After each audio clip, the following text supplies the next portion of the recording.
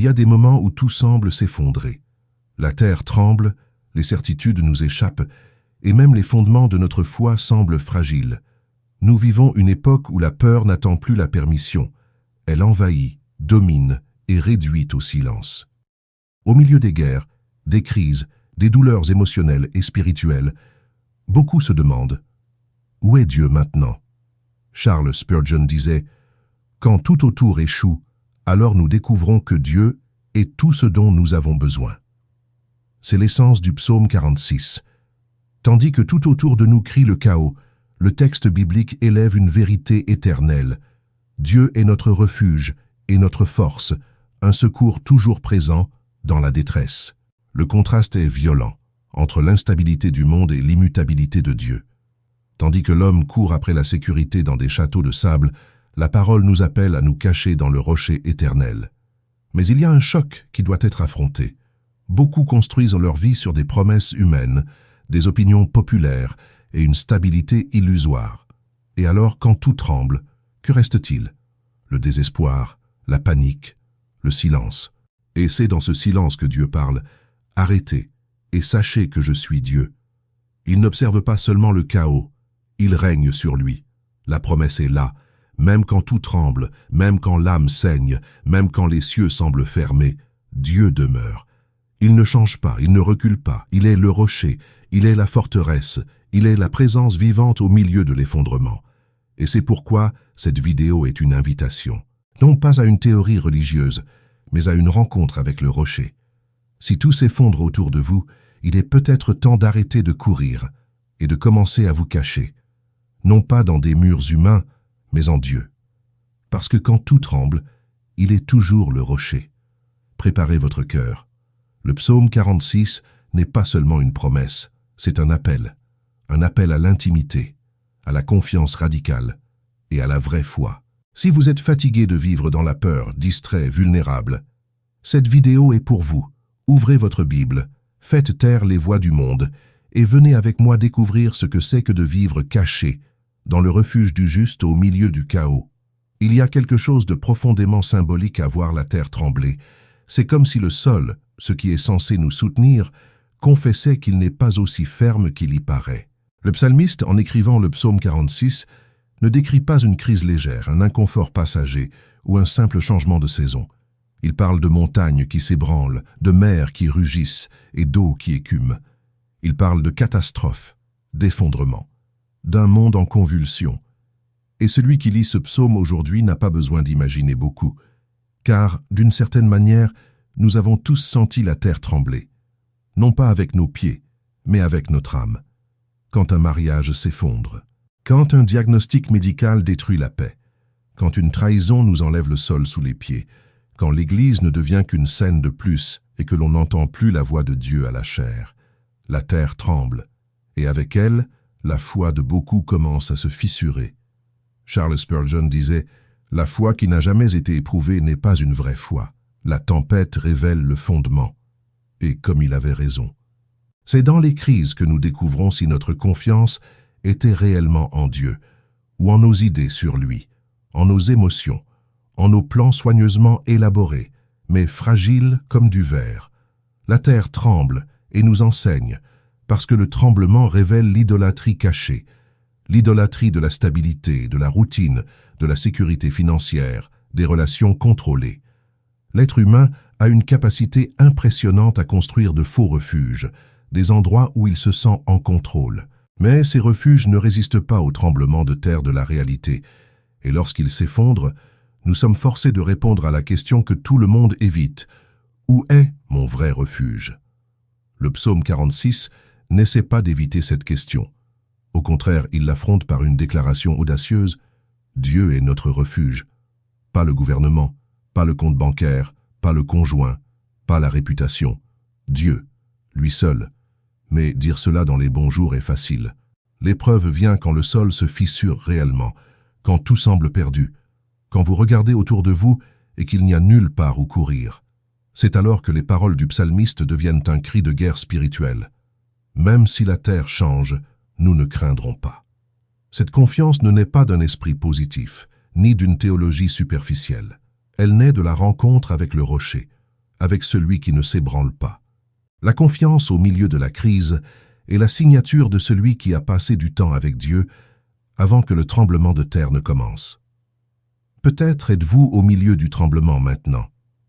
Peut-être votre maison semble-t-elle s'effondrer de l'intérieur. Peut-être le silence de Dieu est-il plus fort que le bruit des vagues. Mais même là, Dieu est encore un refuge. Même sur ce sol instable, il y a une place ferme pour les pieds de l'âme. Spurgeon a également écrit « L'âme qui se cache en Dieu, même si le monde entier se tourne contre elle, est en sécurité. » Et c'est pourquoi le psaume 46 n'est pas un texte de confort bon marché, c'est un manifeste de foi au milieu du chaos.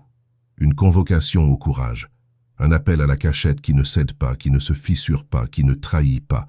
La terre peut trembler, les montagnes peuvent tomber au milieu de la mer. Le monde peut devenir fou.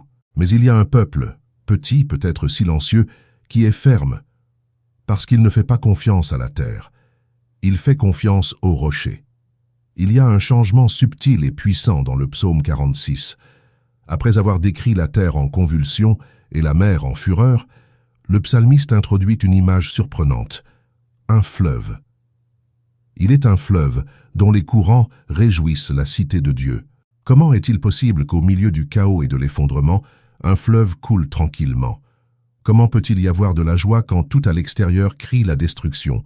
Ce fleuve n'est pas visible aux yeux naturels. Il n'est pas fait d'eau, mais de présence. Il ne coule pas sur des pierres, mais à travers des cœurs rendus. Il est le symbole de la grâce qui ne se tarit pas, du soutien qui ne manque pas, de l'intimité qui n'est pas ébranlée par la guerre extérieure. Spurgeon disait « La présence de Dieu est comme un fleuve caché qui coule sous les ruines et fait fleurir l'impossible. » Et ainsi en est-il. La cité de Dieu, mentionnée ici, n'est pas une métropole physique, c'est le peuple qui habite sous le gouvernement de Dieu. Ceux qui, même en cas de catastrophe, continuent de se nourrir d'une source invisible. La cité de l'homme fait confiance à de hauts murs et à des armées armées. Mais la cité de Dieu fait confiance à un fleuve qui ne se tarit jamais. Beaucoup cherchent le soulagement en courant vers les distractions, les dépendances, les promesses humaines, les fuites à bon marché. Mais il y a un peuple qui a appris à s'asseoir au bord du fleuve de la présence. Un peuple qui ne se nourrit pas des gros titres, mais de la parole, qui ne se fortifie pas par des cris, mais par le silence devant Dieu. Un peuple qui non seulement croit en Dieu, mais sait où il habite. Et le psalmiste continue. Dieu est au milieu d'elle. Elle ne sera point ébranlée. Voilà le secret de la fermeté. Ce n'est pas la structure de la ville. Ce n'est pas son nombre. Ce n'est pas sa renommée ou son influence. C'est qui habite au milieu d'elle. Quand Dieu est au centre, il n'y a pas de tremblement de terre qui puisse renverser. Quand sa présence est le fondement, il n'y a pas de tempête qui puisse déraciner. Le problème est que dans de nombreux endroits, le centre n'est plus Dieu. C'est le charisme du leader. C'est le confort de la liturgie. C'est la commodité du divertissement déguisé en culte. Charles Spurgeon a déclaré « Dieu n'habite pas dans des maisons construites par des mains, mais dans des cœurs brisés. » Et c'est peut-être pour cela que certains temples sont pleins, mais le fleuve est tari. La ville semble vivante à l'extérieur, mais morte à l'intérieur, remplie de lumière, mais vide de la présence. Mais là où il y a un reste, il y a un fleuve. Là où il y a la fin de sainteté, il y a des courants de grâce. Là où il y a le brisement, il y a un flux d'eau vive. Avez-vous déjà trouvé ce fleuve? Ou essayez-vous de survivre avec des citernes fissurées en essayant d'extraire de la force de sources qui n'ont pas de vie? La cité de Dieu ne craint pas l'aube, car elle sait qu'au lever du jour, Dieu se lève. Et quand Dieu se lève, les ennemis se dissipent. Les ténèbres reculent. L'âme respire à nouveau. Dans ce fleuve, il n'y a pas de pénurie. Dans ce fleuve, il n'y a pas de précipitation. Dans ce fleuve, il n'y a pas de peur. Il y a seulement le flux d'une présence qui soutient, réjouit et renouvelle. Même quand tout autour dit le contraire. Le psalmiste ne décrit pas seulement un Dieu qui est un refuge dans le chaos ou une présence qui réjouit au milieu des ruines. Il va plus loin. Il fait entendre sa voix, la terre se fond. C'est là que tout change. C'est là que le chaos n'est pas seulement affronté, mais subjugué. La voix de Dieu n'est pas une opinion parmi tant d'autres. Ce n'est pas un conseil spirituel alternatif. C'est le décret qui désarme les batailles, qui brise les arcs et met en pièces les lances. Quand il parle, l'enfer se tait. Quand il se lève, les nations s'inclinent. Et quand il intervient, le temps s'accélère ou ralentit, selon sa volonté souveraine.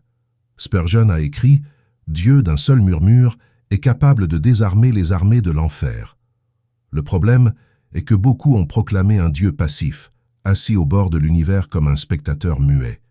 Un Dieu qui observe mais n'intervient pas, qui consent mais ne confronte pas, qui accepte tout mais ne lève pas la voix. Ce n'est pas le Dieu du psaume 46. Le Dieu du psaume se lève. Et quand il se lève, tout tremble. Mais il ne se lève pas par vanité, ni par impulsion. Il se lève en faveur de son peuple, en défense de sa gloire, en réponse à l'intercession des humbles, en l'honneur de sa propre parole. Il ne se lève pas pour faire un spectacle, mais pour exécuter la justice. Et cela change tout. Le champ de bataille devient un autel. La lamentation se transforme en chant. La peur cède la place à la paix. Quand il se lève, il n'est plus nécessaire de crier, car sa voix suffit. Sa présence résout. Mais il faut que le peuple fasse confiance, attende, crie, car Dieu ne se lève pas face à l'impatience, mais face à la foi, non à la pression, mais à la reddition, non au bruit, mais au brisement. De nombreuses églises aujourd'hui sont pleines de bruit, mais vides de clameur, pleines de programmes, mais vides de présence. Et elles se demandent alors pourquoi la guerre ne change pas, pourquoi l'ennemi avance, pourquoi les chaînes ne se brisent pas. La réponse est simple. Il ne suffit pas de chanter sur Dieu. Il faut provoquer son intervention. Et comment provoque-t-on cette intervention? Ce n'est pas avec des stratégies humaines, ni avec des cris religieux, mais avec des cœurs qui se rendent, avec des genoux qui se plient, avec des larmes qui coulent par soif de Dieu. Quand Dieu se lève, ce n'est pas seulement l'ennemi qui recule, c'est le peuple de Dieu lui-même qui se lève avec lui, fortifié, restauré, positionné, parce que la bataille n'a jamais été la leur. Elle a toujours été celle du Seigneur. Peut-être attendez-vous que la guerre se termine pour avoir la paix, mais le psaume nous montre que c'est lorsque Dieu se lève que la guerre change. Et c'est lorsque vous faites confiance que Dieu se lève. La voix qui fait fondre la terre est la même qui calme votre cœur. Le Dieu qui fait trembler les nations est le même qui vous appelle par votre nom. Il n'est pas distant, il n'est pas indifférent. Il attend simplement d'être cherché avec vérité. Et quand vous chercherez, il viendra. Quand il viendra, tout changera. Car quand Dieu se lève, aucun enfer ne reste debout. Il y a une scène qui se répète tout au long de l'histoire. Les royaumes s'effondrent, les murailles tombent, les empires orgueilleux deviennent poussière. L'homme construit des cathédrales, élève des tours et fonde des nations avec la promesse d'éternité. Mais tout s'incline devant le temps, la rouille et le vent. Tout, sauf la cité de Dieu. Le psaume 46 affirme avec précision. Il est un fleuve dont les courants réjouissent la cité de Dieu, le sanctuaire des demeures du Très-Haut. Dieu est au milieu d'elle, elle ne sera point ébranlée. Ici, nous ne parlons pas d'une cité géographique, mais d'une réalité spirituelle. Une demeure invisible, soutenue non par des pierres, mais par la présence. Non par des murs, mais par une alliance. Non par la force humaine, mais par la fidélité divine. Tandis que le monde s'effondre dans ses propres projets de gloire, il y a un peuple qui reste debout. Non pas parce qu'il est plus fort, mais parce qu'il est enraciné dans quelque chose d'éternel. Cette ville, cette vraie Église, n'est ni à Jérusalem ni à Rome. Elle n'est pas enregistrée au cadastre ni indexée par des algorithmes. Elle est dans le cœur des rachetés, sur les genoux pliés des saints, dans les murmures des intercesseurs inconnus. Charles Spurgeon a dit « La cité du Seigneur peut-elle tomber? Sa demeure peut-elle être prise? Jamais. Car là où Dieu habite, là se trouve le trône invincible. » La grande question est, notre Église, aujourd'hui, est-elle dans cette ville, ou ne fait-elle que lui ressembler?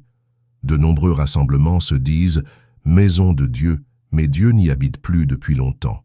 Il y a des cultes bondés, mais des cœurs vides, des programmes surchargés, mais des autels silencieux. La ville peut sembler ferme aux yeux humains, mais si Dieu n'est pas au milieu, elle est condamnée à tomber. Dieu est au milieu d'elle, c'est la clé. Ce n'est pas l'esthétique, ce n'est pas le son, ni l'architecture, ce n'est pas le nombre de followers sur Instagram, c'est la présence. Quand Dieu est au milieu, le culte est vivant, la parole brûle, les larmes coulent, Les péchés sont confessés et non cachés. Les orgueilleux se brisent, les captifs sont libérés. Le diable ne résiste pas, et les hommes ne s'enorgueillissent pas. Cette ville vit de l'eau du fleuve, un fleuve qui ne se tarit pas, car il ne naît pas de la terre. Il vient du trône de Dieu, un flux constant de grâce, de consolation, de discernement et de puissance. Un fleuve qui réjouit, mais non par des rires superficiels, mais par la paix qui surpasse toute intelligence. Quand tout tremble dehors, la cité de Dieu demeure. Quand les empires vacillent, elle chante. Quand les hommes paniquent, elle prie. Et non pas parce qu'elle est coupée de la réalité, mais parce qu'elle voit au-delà. Il y a une différence entre les temples bondés et la cité de Dieu, entre les multitudes religieuses et le peuple du fleuve. Le premier s'ébranle au moindre tremblement. Le second reste inébranlable car il sait d'où vient sa source. Faites-vous partie de cette ville? Cette question ne se répond pas par le nom d'une dénomination, ni par le poste que vous occupez ou les événements auxquels vous participez. On y répond par la présence. Dieu est-il au milieu de votre vie, de votre maison, de vos pensées, de votre culte? Si ce n'est pas le cas, tout ce qui semble ferme n'est en réalité que du sable. Et tout ce qui est visiblement solide peut s'effondrer avec une tempête. Mais s'il est là, alors vous appartenez à la cité qui ne sera jamais ébranlée. Même si les montagnes bougent, même si les royaumes se brisent, même si la terre entière est bouleversée, la cité de Dieu est debout. Et tant qu'un fleuve coulera, il y aura de l'espoir pour ceux qui se rendent à la présence. Le verset dit « Les nations mugissent, les royaumes chancellent, il fait entendre sa voix, la terre se fond. » Ici, le psalmiste dresse un contraste puissant. D'un côté, le bruit des nations, guerre, crise, idéologie, gouvernements s'affrontant comme des bêtes en cage. De l'autre, le son d'une seule voix, celle de Dieu, et tout se tait, tout s'incline, tout se fond. L'histoire de l'humanité a toujours été racontée au son des trompettes de guerre et des décrets impériaux. Babylone, la Perse, Rome, Napoléon, Hitler. Tous sont venus avec des promesses de domination éternelle. Tous sont tombés devant l'éternité d'un seul trône. La terre tremble devant les armées, mais se dissout devant la parole. Spurgeon prêchait que « un murmure de Dieu est plus puissant que le cri des rois ». Et c'est ce que le psaume 46 nous rappelle. Ce n'est pas le volume des hommes qui définit l'avenir, mais la volonté du Seigneur. Aujourd'hui, le monde continue dans la frénésie. Les nations mugissent toujours, les marchés crient, les médias hurlent, et le peuple de Dieu souvent court dans tous les sens en essayant de comprendre ce qui se passe, en essayant de trouver la sécurité dans les statistiques, le confort dans les stratégies, le refuge dans les idéologies. Mais le texte nous ramène à la source, la voix du Seigneur. Elle n'a pas besoin de rivaliser avec les autres.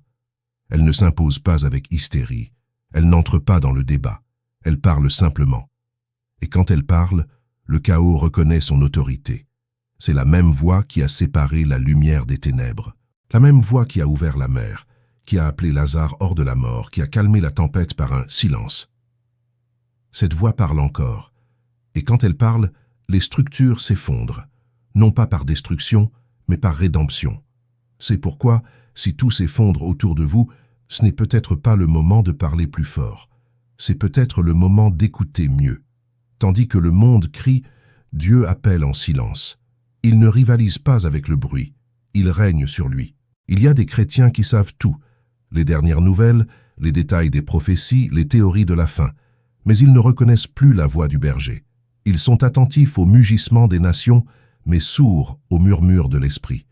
Et c'est pourquoi ils sont ébranlés avec le monde. Mais il y a un reste, un peuple qui entend encore, qui se tait encore, qui reconnaît encore la présence par la parole. Ils sont comme les maisons construites sur le roc. Les vents soufflent, les rivières débordent, mais elles demeurent, non à cause de la force de la structure, mais à cause du fondement. La voix de Dieu est ce roc. Elle ne change pas avec les saisons, elle ne s'adapte pas à la culture, elle ne négocie pas avec le péché, elle demeure simplement, ferme, pure, éternelle.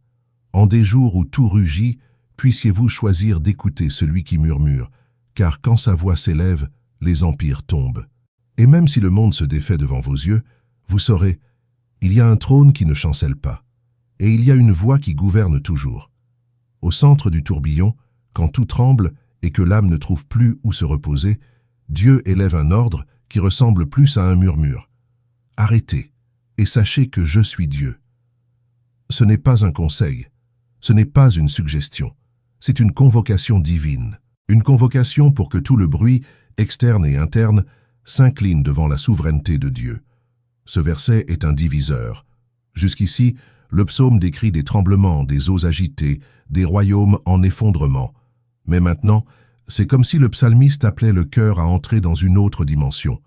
Non de fuite, mais de perception. Le chaos existe toujours. Mais la conscience de la présence change tout. Spurgeon disait « Le silence devant Dieu est le plus grand chant de l'âme confiante. » Car se taire en temps de guerre est un acte de foi.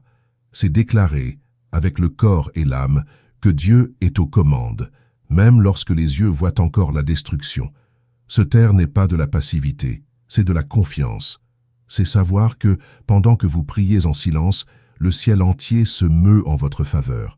C'est accepter que le monde tourne, mais que le trône de Dieu demeure immobile.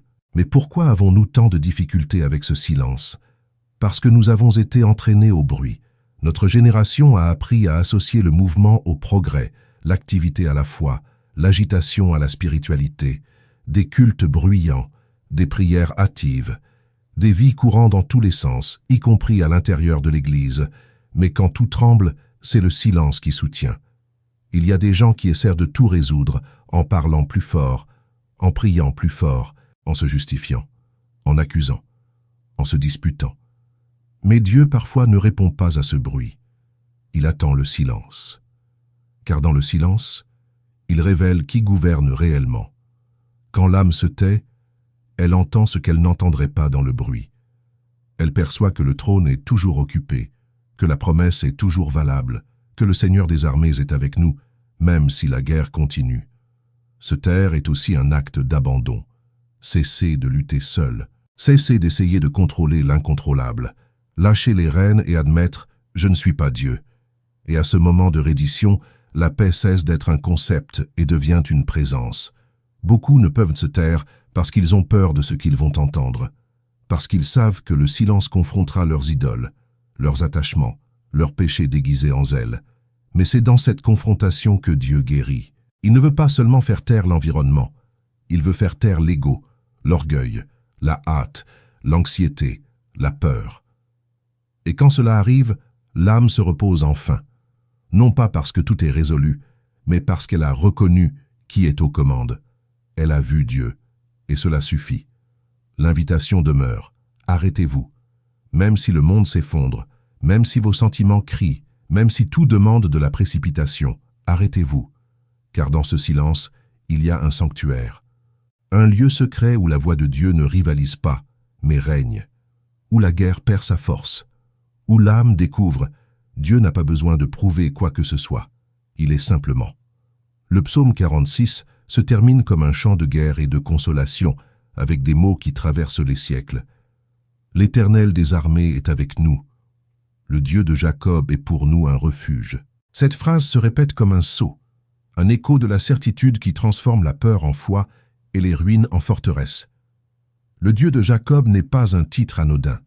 Jacob fut l'homme brisé, le trompeur qui lutta avec Dieu et en sortit boiteux, transformé en Israël. En invoquant le nom de Jacob, le psalmiste nous rappelle « Le Dieu qui est avec nous est expert pour traiter avec les faibles, les imparfaits, les affligés. Ce n'est pas le Dieu des forts, mais le Dieu qui transforme les faibles en guerriers, qui transforme les boiteux en patriarches, qui transforme le chaos en espérance. Et ce n'est pas n'importe quelle présence, c'est celle de l'Éternel des armées, le commandant suprême du ciel, celui qui ne perd pas de bataille, qui n'est pas pris par surprise, qui ne recule pas. Sa présence n'est pas seulement une compagnie symbolique, c'est une protection réelle, c'est une couverture surnaturelle, c'est la sécurité au milieu de l'effondrement. Spurgeon disait « Dieu avec un homme est une majorité, Dieu avec son peuple est une victoire garantie. » Et quand cette vérité descend dans le cœur, la peur commence à reculer, parce que la confiance n'est pas dans le scénario, mais dans la présence. Mais qu'est-ce que cela signifie pour nous aujourd'hui? Cela signifie que, même quand tout tremble, relations, santé, finances, structure, le Seigneur demeure. Il ne visite pas, il habite. Et là où il habite, l'impossible s'incline. Il ne promet pas l'absence de guerre, mais il garantit la présence sur le champ de bataille. Beaucoup veulent un Dieu qui les retire de la guerre. Le psaume nous présente un Dieu qui entre avec eux dans la guerre, qui ne les épargne pas de la bataille, mais les protège au milieu d'elle. Et cela change tout. Cette présence n'est pas perçue par les yeux, elle est discernée dans l'esprit. Au milieu de la prière sincère, de la larme cachée, du silence qui crie au secours, elle est le soulagement qui envahit sans explication. Elle est la force qui se manifeste lorsque toutes les autres sources se sont taries. Et quand l'âme comprend cela, elle cesse de demander une délivrance immédiate et commence à désirer la présence. Car là où le Seigneur est, le chaos ne vint pas.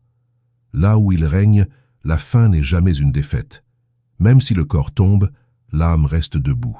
La grande tragédie de beaucoup aujourd'hui n'est pas la guerre externe, c'est l'absence de perception de la présence. Il y a des gens entourés de promesses, de miracles, de paroles vivantes, mais ils restent terrifiés, car ils ont oublié qui est avec eux.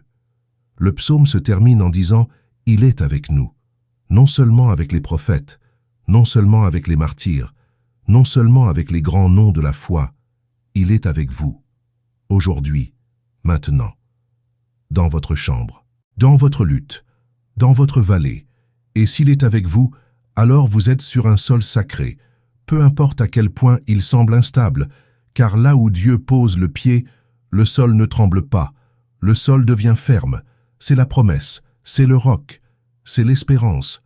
Le monde peut trembler, les royaumes peuvent tomber, les eaux peuvent rugir, mais s'il est avec nous, alors tout va bien.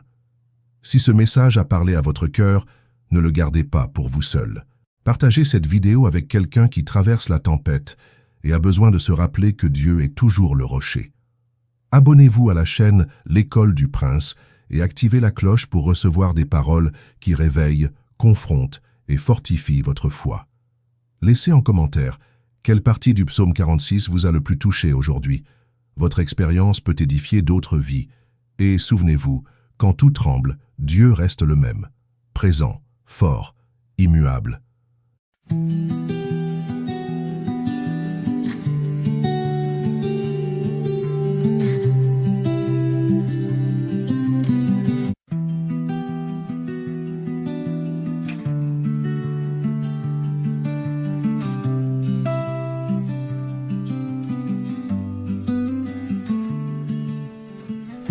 I walk the paths where no one goes, through fading light and whispering crows.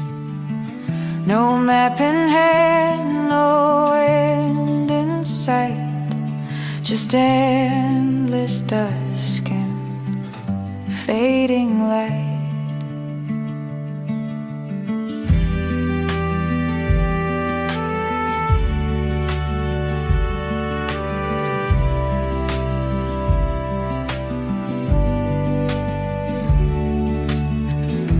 Trees don't speak, but they still know each quiet step, each heart below. The sky bends down, the wind is kind. These wandering roads reflect my mind. And though the noise calls loud and bright,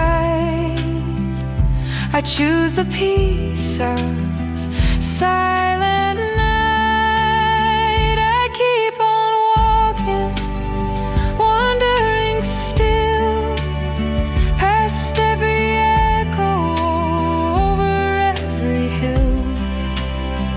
No destination, just the will to lose, to learn, to wander still.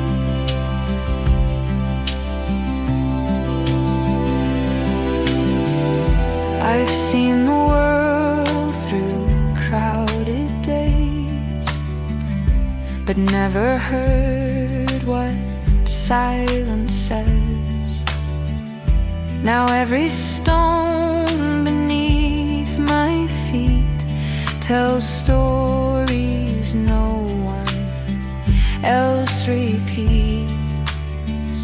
The further out, the more I feel that quiet's where I start to heal. I keep on walking, wandering still, past every echo, over every hill.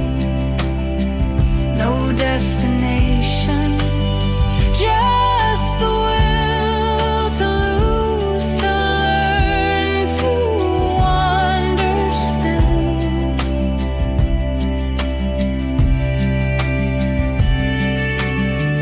No need for signs, I've come to know that some truths only find you slow. Let others race, I'll take my time and walk this story line by line. I keep on walking, wandering still, through morning mist and evening chill. The road may turn, the stars may shift, but this quiet path is still my gift. Wandering still and always free, the road ahead belongs to me.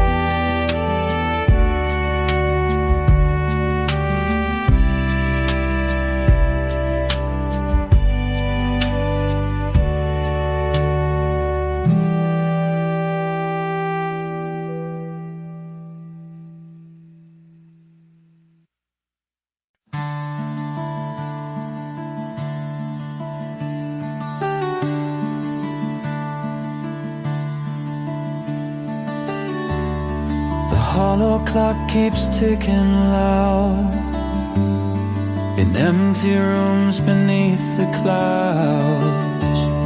Its hands don't move, but time flows still, a silent pulse beneath the hill. Whispers float from unseen gears, stories told through fragile years. I chase the sound that never came, a melody without a name. The echo bends, it twists and fades, a phantom song in twilight shades. Echoes of the hollow clock ringing through the ancient rock. Time dissolves in shadowed streams, caught between forgotten dreams. Every second lost, it mocks the ticking of the hollow clock.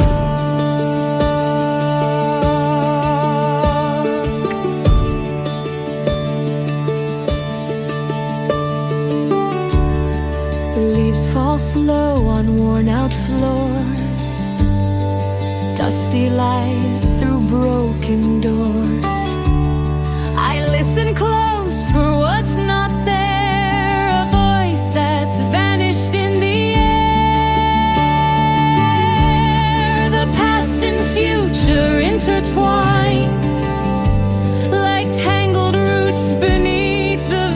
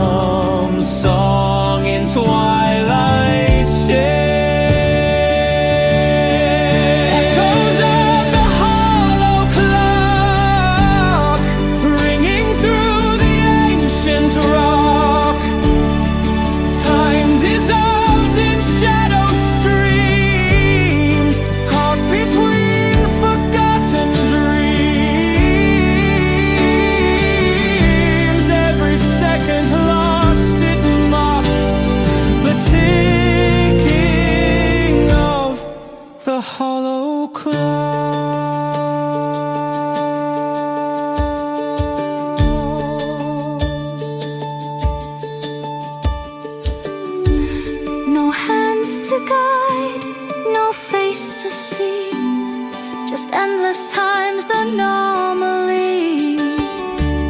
I step inside the hollow sound where lost and found are tightly bound.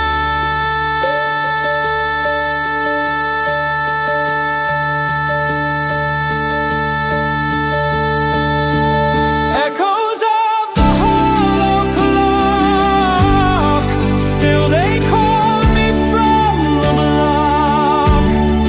Through the ages, soft and slow, where all forgotten things still grow. Time may break, but still it talks. It echoes of the hollow clock.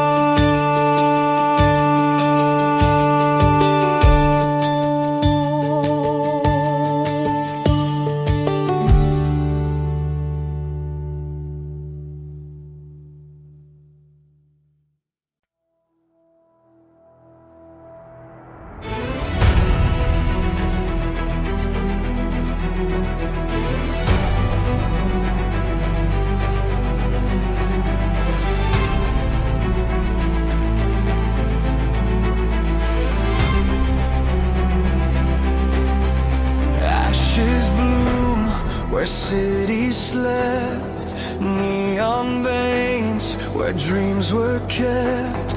We built the stars, forgot the sky.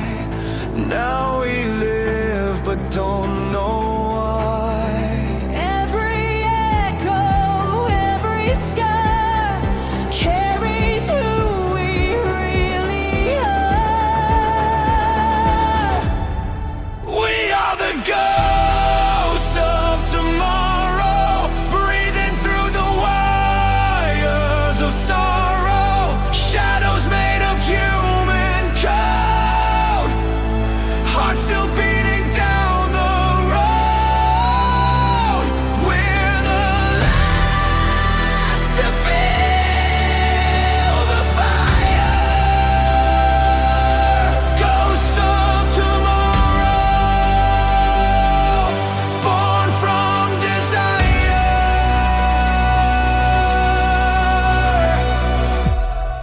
Concrete prayers and plastic hands. The end begins where hope still stands. Memory flickers, soft and wild. The future cries like a broken child. Through the static, we remain, singing through the endless rain. We are the ghosts of tomorrow, breathing through the wires of sorrow. Shadows made of human code, hearts still beating down the road. We're the last to feel the fire.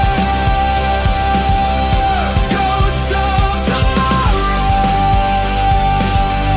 born from desire. In the silence, we ignite, turning darkness into light. Every loss a spark we borrow, every tear a new tomorrow. We are the ghost of tomorrow. Still we fight, still we follow, through the ruins, through the snow. We're the flame that will not go